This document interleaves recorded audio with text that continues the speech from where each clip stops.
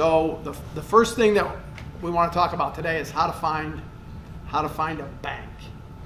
Which bank, and like I said, some of us, we've talked about this before, but my advice, not always, but most of the time, I would encourage you to stay out of the big banks.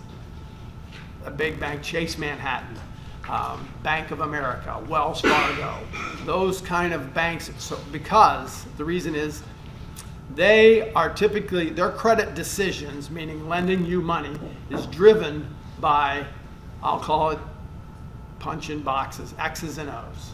So they take this formula of you, they don't care what your name is, where you're from, what you used to do, how long you've been doing it. There's none of that is important to them. What they do is they take your credit score, whether your cash flow ratios, your whatever, all these typical, I'll call it computer generated information, and that's the way their credit decision is made. And that's not good for real estate investors, because we typically don't fit we're a round peg in a square hole. We don't typically fit that. So I would encourage you to stay out of the big banks, because I think that you'd be wasting your time. So, and we're looking on how do we find a bank. So as I look back, you look at in Toledo, I have 4 different banking relationships. Every single one of them is with smaller banks. And every single one of them are with people that I know.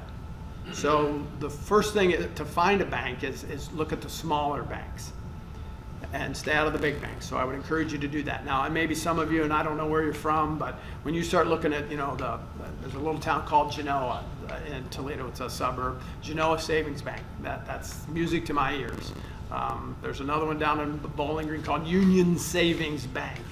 Music to my ears. The little town banks there's one up in Ann Arbor. I was up there recently at Ann Arbor Savings and Loan. Music to my ears. Not Chase, not First or Bank of America, Wells Fargo. Those are banks Huntington Bank is a big one. Fifth Third is a big bank. Those are all regional banks. Those are going to be tough. So spend your time on local banks. And then when you look for a bank, you also, back to our original analysis, bankers, they want to gather deposits. Deposits are important. That's their inventory. So sometimes when you're looking for a bank, you can leverage your relationship, whatever that might be, any angle that you can do to prove that you're a good customer of the bank. I always tell the story, when I was in banking, and there's a gentleman by the name of Bill that owned a chain of jewelry stores in Toledo. And Bill sold his jewelry stores for, I'll say, $5 million, and he moved to Palm Springs, California. So he sold the jewelry stores and grabbed his $5 million and headed out to Palm Springs. But whenever he needed money, he would call me at Toledo Trust back in Toledo, Ohio, and want to borrow money. And I would go into loan committee, and every time they would say, Tony, we need to establish a relationship or reestablish a relationship with Bill. And he would say, and I would say, and Bill would say, but we already have a relationship. We borrow a lot of money from you. Yes, you do. But they also want the deposit side of that.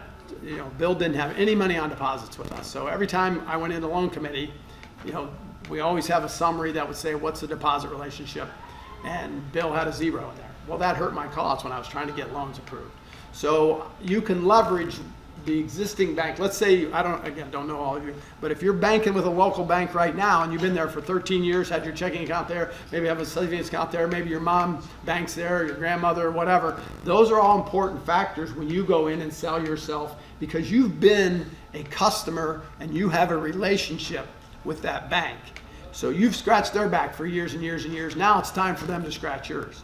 So you can leverage that into a banking lending relationship as opposed to a banking depositing relationship.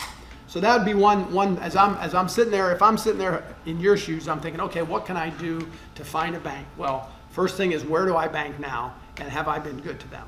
And if that's the case, then you have some leverage there. You have a relationship with them on the depository side. The second, and then people say, well, I don't really have a lot of money, and I don't know. Okay, well, how about, I'll give you an example. Let's say, this is a Bowling Green example. Let's say you're chairman of the Bowling Green Youth Hockey Association, and they have a checking account with $38,000, and you're the treasurer. Now you could use their deposit dollars to perhaps benefit yourself by moving that from one bank to another. Maybe it's at Huntington Bank, or maybe it's at Chase Bank, which, trust me, if it's at those banks, it's doing no one any good except people in New York.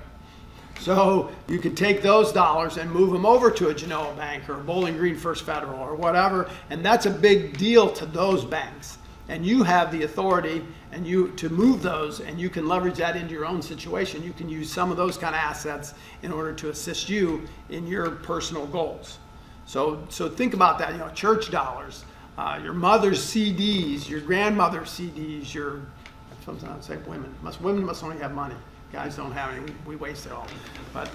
Or whatever, or trust accounts, things that you can move to a bank to make it more appealing for them to do business with you. So those are some ideas, some ways that you can think about finding a bank, because that's the first thing that we need to do, is find yourself a good bank that works with real estate.